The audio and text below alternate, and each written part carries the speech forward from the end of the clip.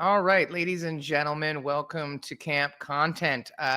This is a window into the transformative world of content marketing in 2024. I gotta stop letting AI write so much of these things.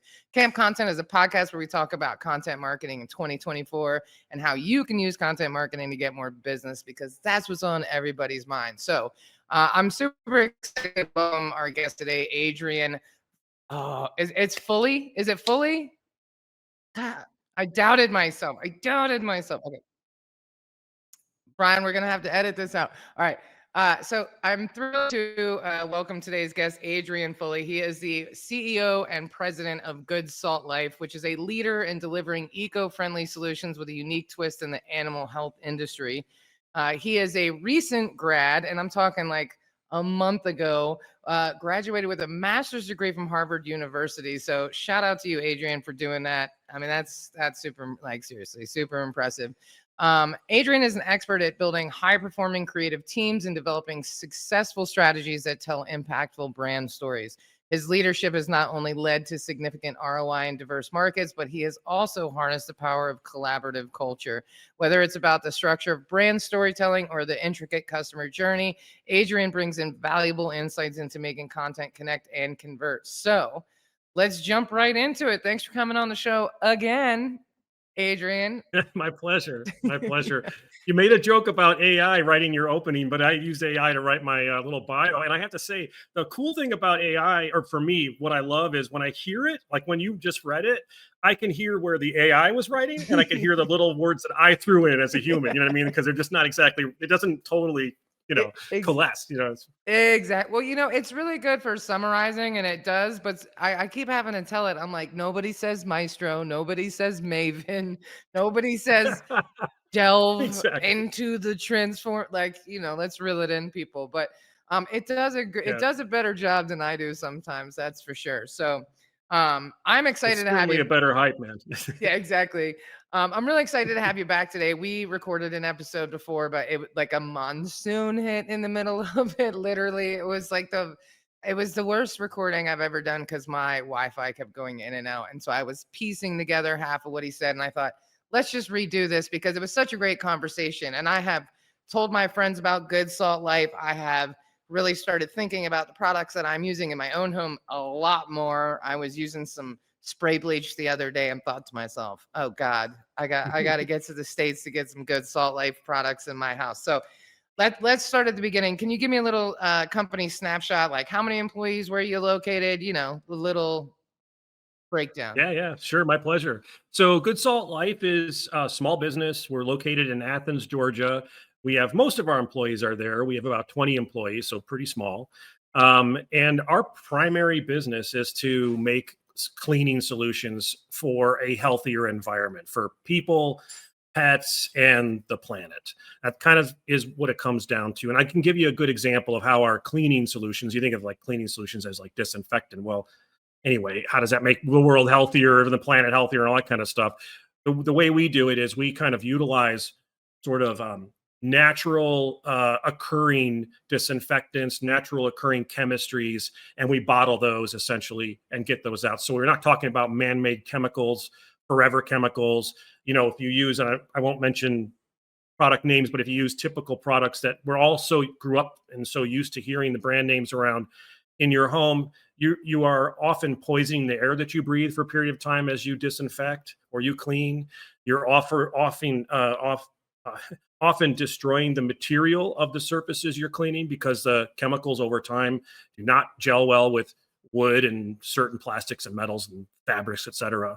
So at Good Salt Life, we've taken, like for example, our Clean Republic disinfectant. Has one ingredient. It's called hypochlorous acid. Well, what is that? Hypochlorous acid is literally the result of taking salt and water and electrifying it. So we electrify salt water with a reactor in our manufacturing plant in Georgia, and out of the bottom of that reactor comes hypochlorous acid, which is a amazing disinfectant. It was discovered in the 1800s by a French chemist, and actually occurs naturally in our human bodies, if you can believe that, to fight off disease. And so here's something that's awesome. You could, if you had to, you could drink it and you'd be fine because it's just salt water essentially. And it does better than bleach. It's way healthier than any of those other traditional disinfectants. And like I said, it just makes your environment clean, kills all the viruses, and it's a healthy way of doing it. So that's kind of our mission. It's not the only product we sell, obviously. We sell more than our hypochlorous disinfectant. We sell cleaners, we sell antimicrobials, et cetera. But I think you get the picture. And how many employees are at Good Salt Life?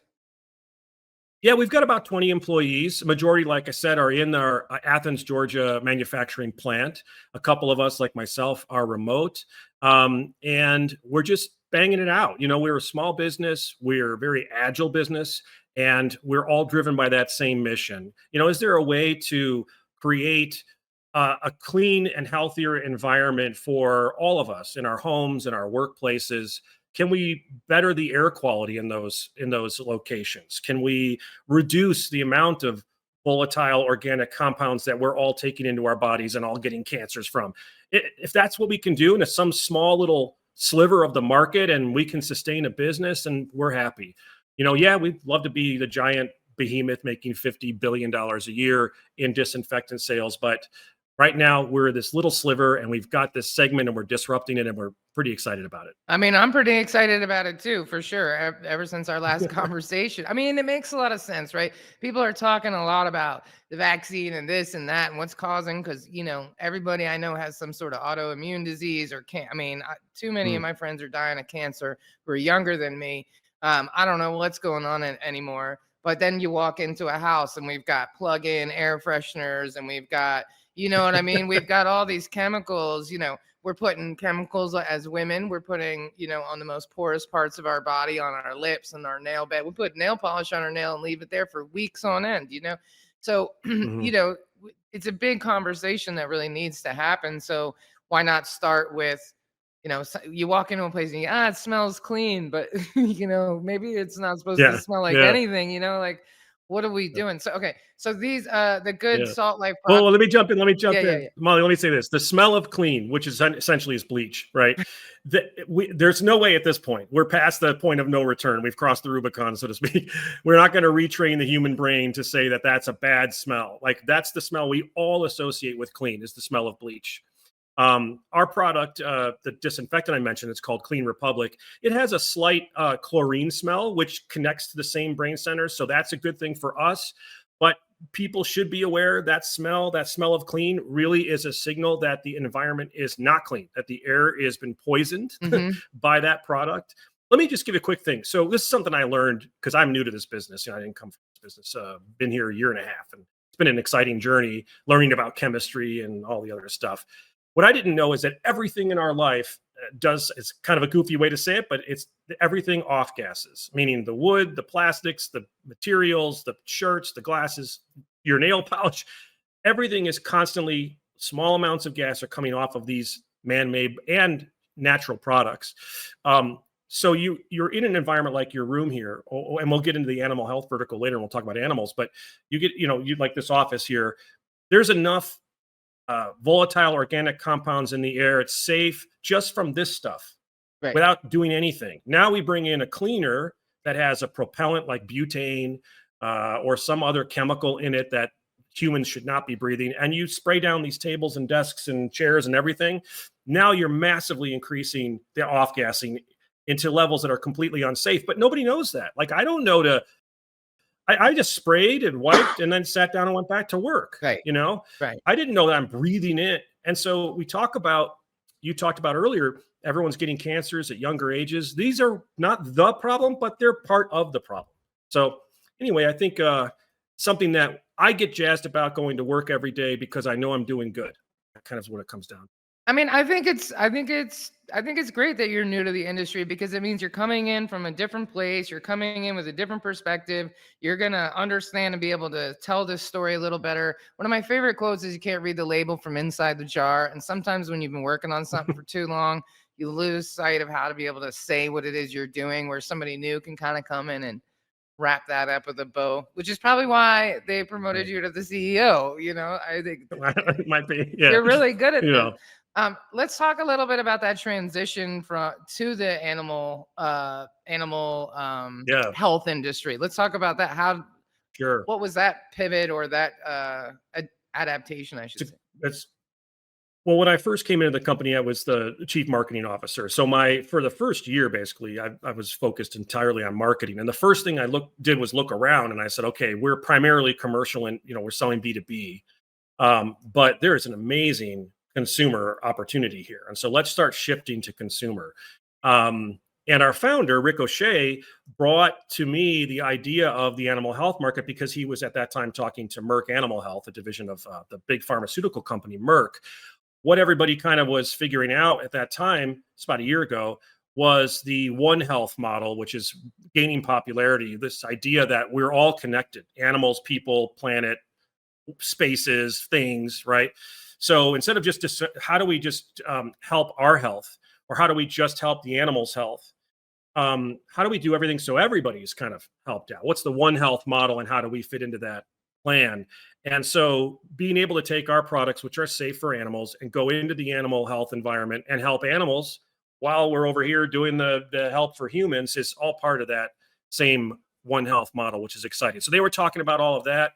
They brought that to me, and we started jamming, and we sort of pivoted as a company and really put a lot of, and we still are, a lot of focused efforts into animal health. And the reason it works so well, particularly with our partner Merck, is because they have vaccines, and the vaccines work, but they work even better if the viral load in the environment where the animals are is reduced. So it really helps their existing products last longer. Viruses don't mutate as quickly to it, et cetera, as well as just in general keeping the animal environments healthier. And what are the results of keeping the animal environments healthier and cleaner? They get bigger, they get stronger, they live longer. If you're talking food supply, animals, chickens, dairy, cows, et cetera, they're going to produce more of that food supply, whatever that, milk or whatever that production is. So it's good all around for people and the animals. That's kind of how we got into it. And now here I am, the guy thrust into this, Molly, learning about chemistry and learning about, all this and environmental, science. And then, okay, now also go learn about animal health and veterinarians and, this stuff. It's been quite a ride, I got to tell you. I mean, I really appreciate that the vision for the company, this like one world, this one, unit idea. I mean, I have 3 dogs, and they're my best friends, so I'm all about taking care of all of the animals. Living in Costa Rica too, it definitely gives you a different perspective on caring for animals.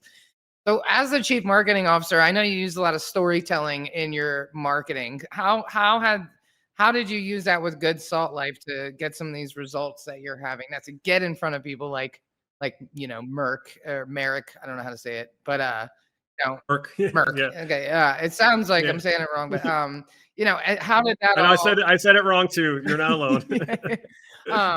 But yeah, tell me how kind of that journey with Good Slut Life evolved using storytelling in your efforts. Yeah, I'm glad you asked. The first half of my career was as a storyteller. I was in the entertainment industry, first on the creative side as a writer director for movies, and then eventually as a producer for other writer directors. And it evolved over time, and mostly got into making commercials for brands. And that's sort of how my journey into marketing began.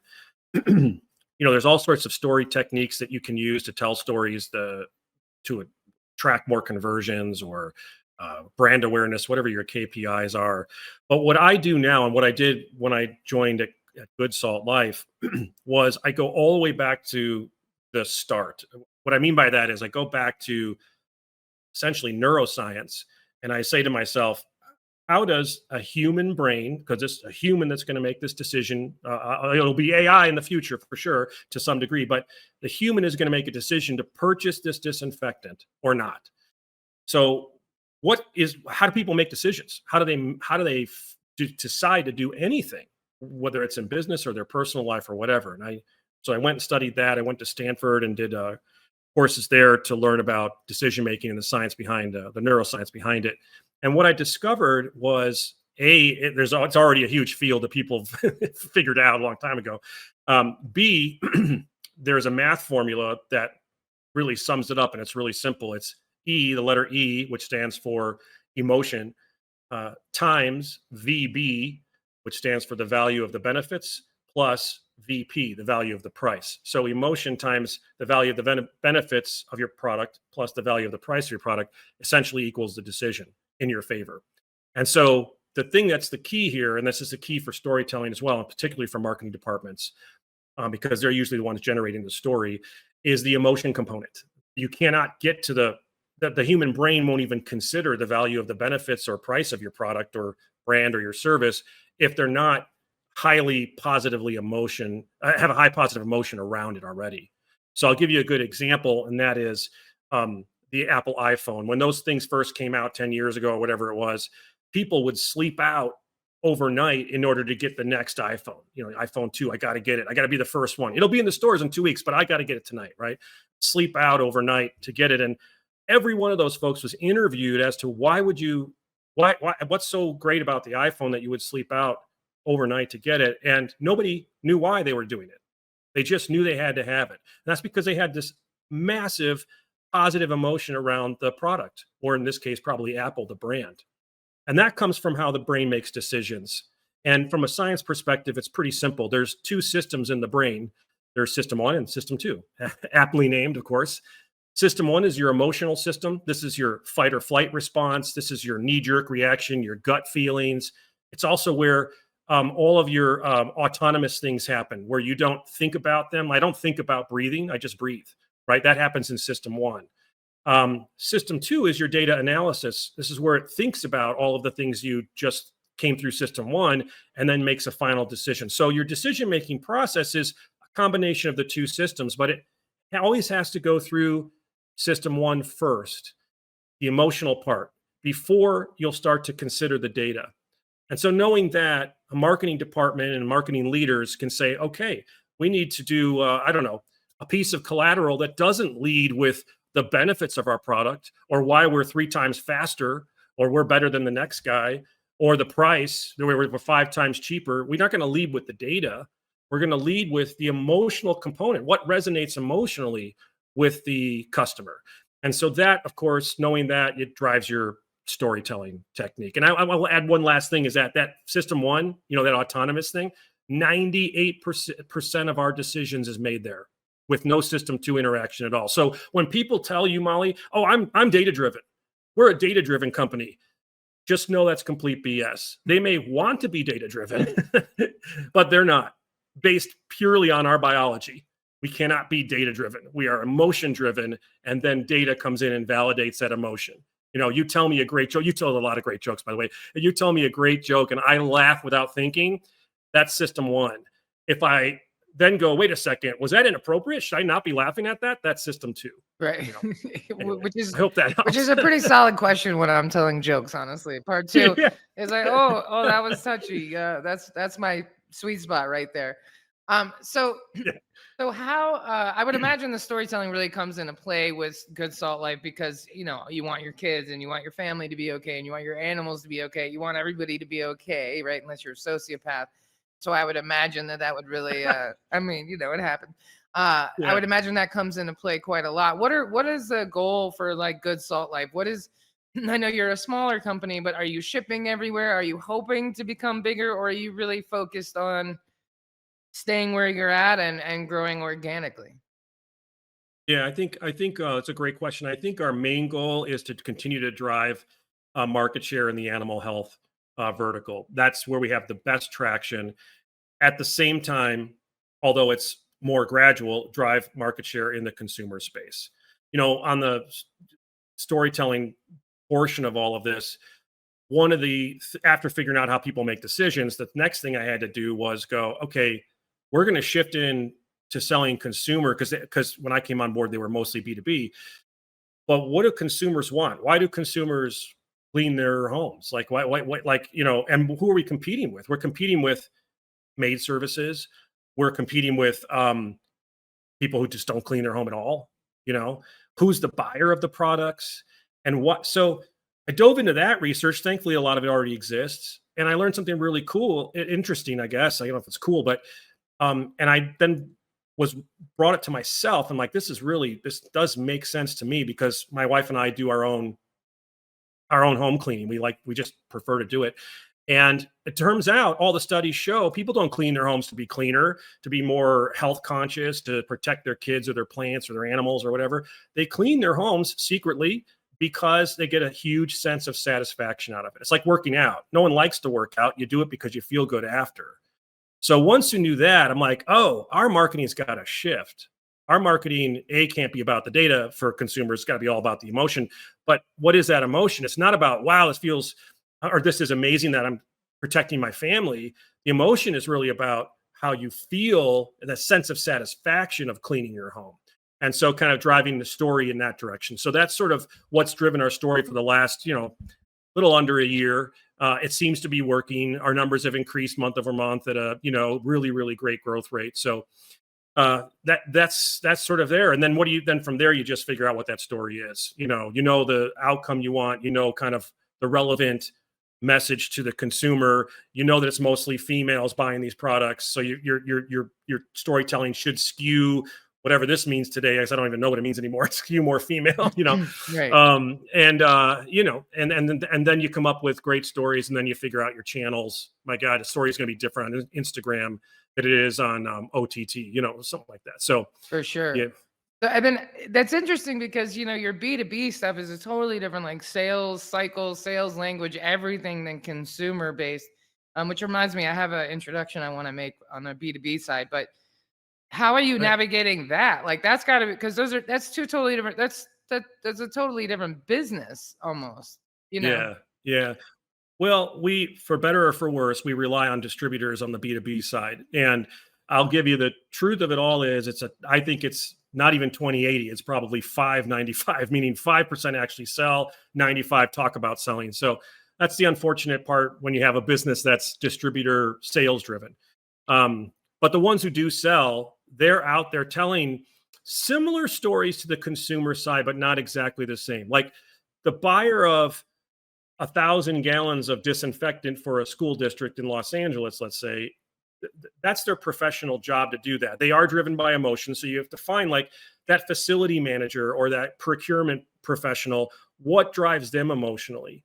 How do you tap into that? Now, a lot of these distributors, quite frankly, have relationships, and the emotional component of that math problem I was mentioning earlier often falls onto a in-person sales team, a person that actually has a physical or not physical, an emotional relationship with a customer for X amount of years. They just trust that person, that's kind of where your emotion can come in. So on the B2B side, it is more difficult. The sales cycles much longer.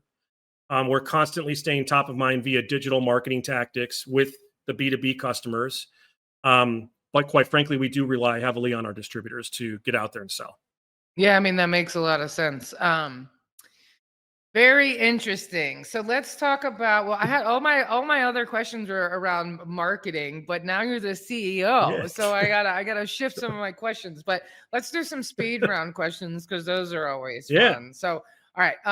What is one book that every content marketer or CEO should read? Oh my gosh. If anyone watching looks at my LinkedIn, they're going to see every other week I'm putting out a book, promoting a book that I read. And I'm a massive book reader. Oh, I just nice. started reading Alex Brueckman's book, The Strategy, something or other. It's great. It's unbelievable. But the one book that everyone should read is called Thinking Fast and Slow by Daniel Kahneman, who was a professor at Harvard, who wrote the book that is essentially what I was talking about earlier, understanding how people make decisions, the neuroscience behind it, the human behavioral aspects behind it, et cetera, et cetera, et cetera. If you can just learn that one thing, the rest of it will come in, I think.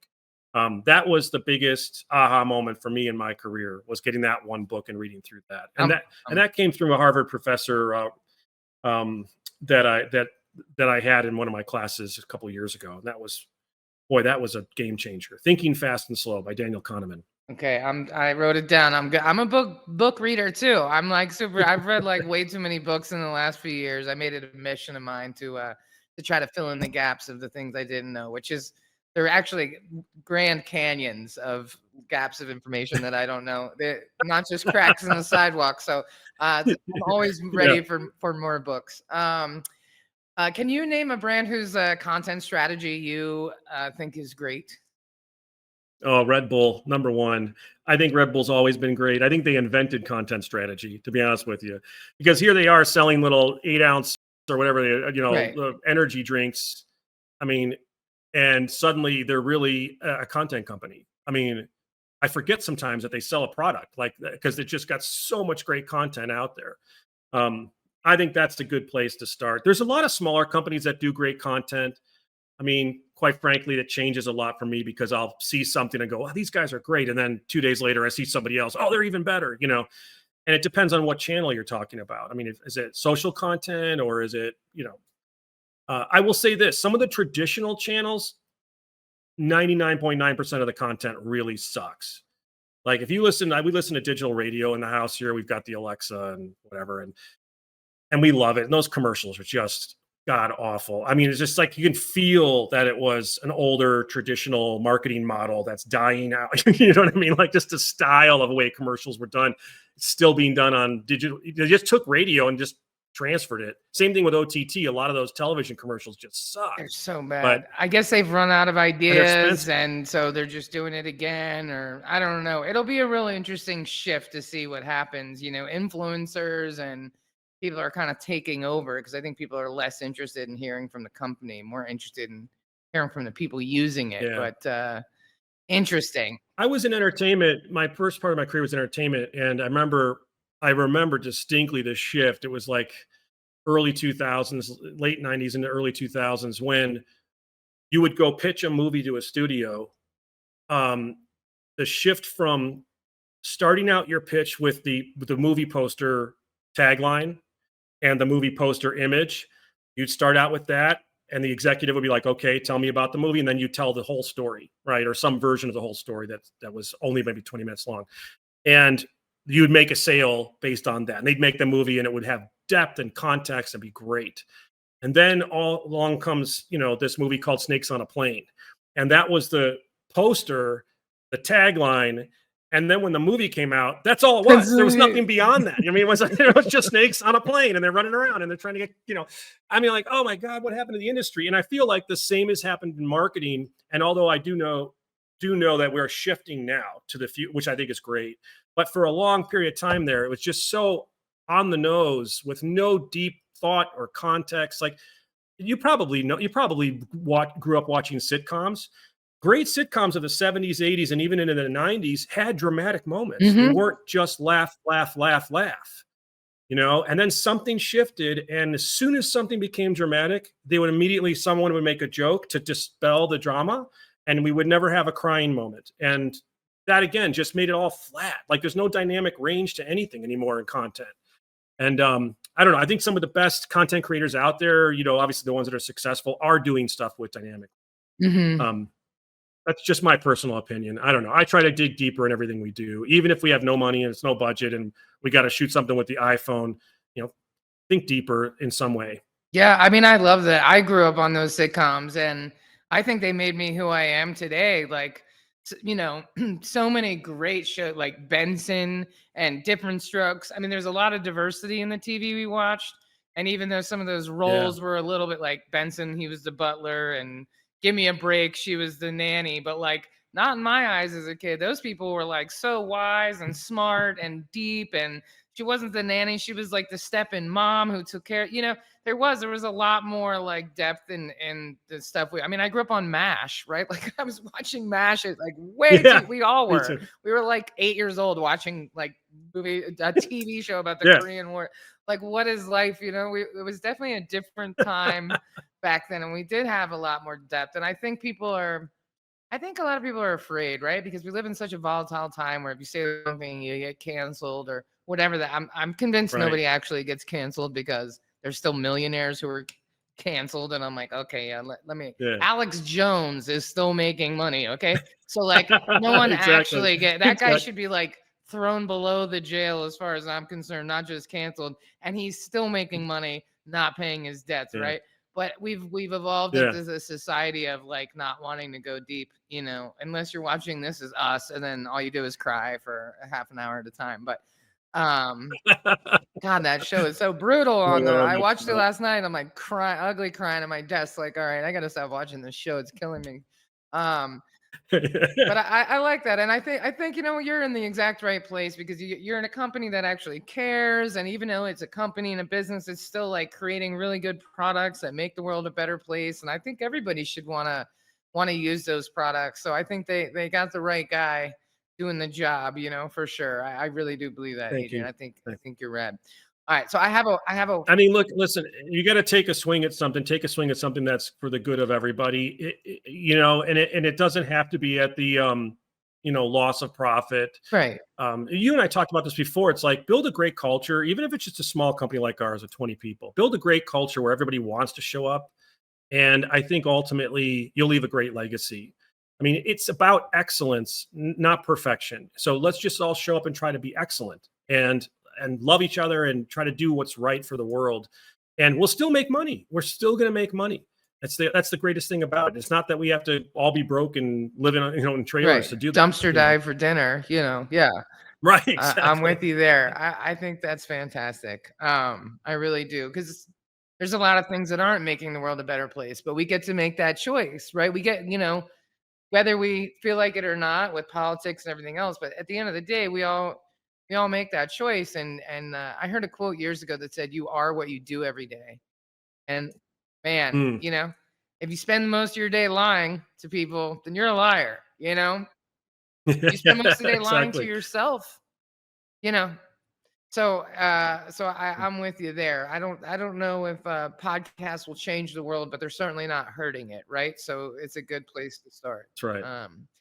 Right That's right. I was listening to one, I won't name it, but there was a podcast I listened to, and the two guys, the one guy was the interviewer and the guest, were talking about how wouldn't it be great if Trump and Biden separately came onto one of these popular podcasts where they had to sit for 2 to 3 hours and just talk and be themselves and get through 20 minutes of the talking points that they've scripted and get into being themselves. Wouldn't that be better for the country overall? Because we get to know the person, you know? I agree. I mean, I think they would both really shit the bed if they yeah. had to. But the truth, Yeah. but the truth is, I mean, we would what we saw with Biden in the debate, we would have already known that. Like we would know, we would be better informed. I think we'd be more empathetic too. Like I don't think they want us to be empathetic toward our leaders for some reason. I don't know why. It's very I think strange. yeah.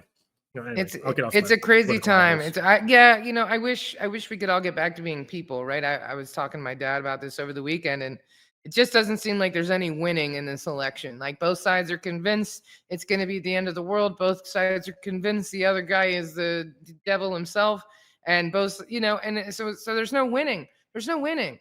One guy wins, everybody else Yeah, is upset. The other guy wins, everybody else is. There's no winning in this. It feels so um right. bad. It just feels so lacking in, like, the human component of, like, of both of them. And I can't even believe I'm saying that, but both of them deserve, like, compassion as human beings. And Hmm. I don't know, we've gotten Yeah, so far away from having compassion for one another, in even the basic sense. Even people that have the same belief systems are yelling at each other right now. It's a very crazy 100%. time to be alive. So I think focusing on a company with a good product that makes people healthier and better and feel more accomplished after they clean without having to poison themselves seems like a good place to put some energy. If you guys need a So, assistant, you let me know. Because man, oh man, what a time. All right, so I have a yeah, wild card question for you, right. and then we're gonna wrap up. So, all right, Yeah. if you could launch a completely off-brand marketing campaign for Good Salt Life with an unlimited budget, what would you do? Oh, oh my God, a completely off Well, brand. it could be. I don't know why. Well, It could be anything. well, here's what I'm going to say, Molly. A lot of our chemistries can be used off label. We can't go out there and tell people. Like we have this thing called doggone odor, which is a pet odor remover. And we market it on dogs because they're their most pop, but regardless, like for all pets.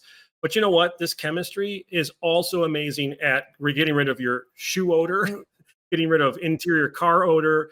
Like I wish I had $1 million to go out there to tell them all of the things they could use it for beyond the pet odor eliminator thing. But the market doesn't work. They want to it's kind of siloed, and I get it.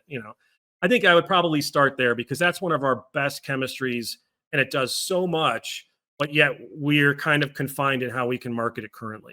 Well, I'm gonna stock up on good Salt Life products because I got 3 dogs. There's a lot of weird odors in this house. We'll ship you some. Just get afterwards. We'll ship you a bunch of stuff. You'll be happy. Yeah, I got a with 3 dogs. I got a lot of odors in this house. You know what I mean? It's yeah. I walked by the couch earlier and was like, you know, Yeah, you're like, wait a the old second. smell test. I'm like, oh God, I hope one of them didn't pee on my couch because I've been gone for 2 weeks. I'm like, oh no, Oh they man. didn't, but they will the next time. One of them, you know what I mean? Like it's a never ending. Yeah, we have 4 dogs, so I'm right there with you, and they just smell after a while, they just smell. I mean, it's not, they don't bathe every day like we do, so Yeah. it's natural, but I didn't and I get my wife's a dog trainer, so I love dogs, but she's more involved with them on a daily basis than I am. And we'll have someone coming over and I'll scramble around spraying stuff to bring the odors down just because I get embarrassed. Yeah. But it is what it is. Dog lovers, we don't care. It's like a comforting smell. I'm like, Exactly. my dogs have been here, my little stinky girls. I love them. Well, Adrian, thanks for coming on the show again today. I was really looking forward to it, to be honest. It's always fun hanging out with you. You're a good person and easy to chat with, and I really respect the work you're doing. Congratulations on the MBA from Harvard. I mean, really. Thank you very much. I know. The graduation was like, I can't even describe it. It was like right out of a fairy tale thing. You know what I mean? Like we're sitting there in Harvard Yard with 20,000 students, and I'm like, it was 100 degrees and 100% humidity, and just pouring sweat, but it didn't matter. I'm at Harvard. It was so cool. I got to tell you, took 4.5 years to get there, Molly. So now I'm taking a break from all learning. You're like, except for the job. No more, yeah. Well, congratulations on that, and congratulations on the recent promotion to CEO. They know they got a good thing with you, and so there's some smart people over there at Good Salt Life, that's for sure. And I look forward to staying in touch with you and seeing what happens, and who knows, maybe you'll come to Costa Rica, or maybe I'll be out in Colorado. You never know. Like we were talking before we hit record, life has a funny way of bringing you near the people you're supposed to be hanging out with. So before really does. Before we go, let's tell everybody how we're going to have all your links and everything in the show notes. But if anybody wants to connect with you, what's the best way to do that? Yeah, so they'll connect with me personally. They can go to LinkedIn. I tend to respond to the non-sales messages I get. So I'm absolutely accessible. So go to LinkedIn. I don't remember my handle there, but it's Adrian Fulle, and you can find me there. For the company, they can find us at goodsaltlife.com. Our website our new one is about to be launched. I'm super excited about that. That's going to happen, I think, later this week. And then you can also find our products on Amazon, Staples, HD Supply. We'll be in Chewy.com soon, I hope, if all goes well. And Walmart.com is coming up. So a lot of ways you can buy the great products. And to learn more about the company, you can certainly go to our socials as well. That's amazing. Yeah, well, head on over, people. Get you some good Salt Life products. I think we've all, evolved to this point where something in your house is probably causing you problems. Like for me, it's the Febreze air fresheners in cars. If I get in Ubers and they're in them, I politely decline. I have to get out. I give them a good rating and all, but I can't do it. Like, I think we're all, certain candles. So if you're starting to have those things in your life where you're like, every time I turn that on, I get a headache. Well, it's the thing, right? So if you've been experiencing any of those moments, this is a good time to go check out Good Salt Life and replace some of those products. Adrian was able to share a story with me about tracking the particles in the air and all of that. If you want to share that story again, This is an air quality monitor. It's called AtmoTube. They could look up AtmoTube. We're not related. They're just friends of ours. But also on Amazon for $50 or less, you can get these little air quality monitors. Just get one, put it in whatever, like your kitchen, and then go bake something in your oven and watch that air quality monitor go, because stuff's just coming out that you shouldn't be, or just clean. Get one and just clean with your standard disinfectant that you currently have. It's not good stuff. You'll see. And you'll see what you're breathing. Yeah, and that really stuck with me because I recently brought some like spray bleach, and it's like a mister, and so it like goes everywhere but where you want it to. I'm like, this is the stupidest. Like, who designed this? I like bleached a couple of my shirts by accident because I like walked through this. I mean, really. So yeah. So ever since you told me this, I'm like, oh my God, this is horrible. I gotta get this stuff. So I had to use some the other day, but I opened up all the doors and windows. I was like, well, if I can at least like get the air out of the room, that helps a little bit. Yeah, But I think we're all there. 100%. I think we've all at least had one moment of being like, this probably isn't good. This probably isn't good for me. Well, it's not. Plot twist, it's not. So go get some good Salt If Life. it's a really strong scent, it's not good. Yeah. That's the only way I can think of Like say everybody's it. like, I love Fabuloso. Yeah. I'm like, I do not. No, no. I do not. No, I do not. Oh my I went to god. a bar here in Costa Rica recently and got a jalapeno margarita, and it came out looking like the green Fabuloso, and I was like, yeah, I'm good on that. Not drinking that. No, I'm Yes. okay on that. That's Thank you. great. Perfect. All right, so Thanks for having me, Molly. This has been hey, great. thank you, Adrian. It's always a pleasure, and thank you for tuning in today to Camp Content. I hope you guys enjoyed the conversation. I hope you're inspired to go get some good Salt Life products. I know I am. We don't have them here in Costa Rica yet, but you never know. And if you have a vet or somebody like that, like you could also maybe bring them a bottle or tell them about it because there's a lot of cleaning going on in those places, a lot of vaccinations, a lot of stuff happening. And so that would be a great way if you love the product to get it into the places where your animals are, maybe even your kids' school. You can tell I'm a dog owner, not a parent, because I went for the vet first. But on that note, thank you all for tuning in, and we'll catch you on the next one. Thanks.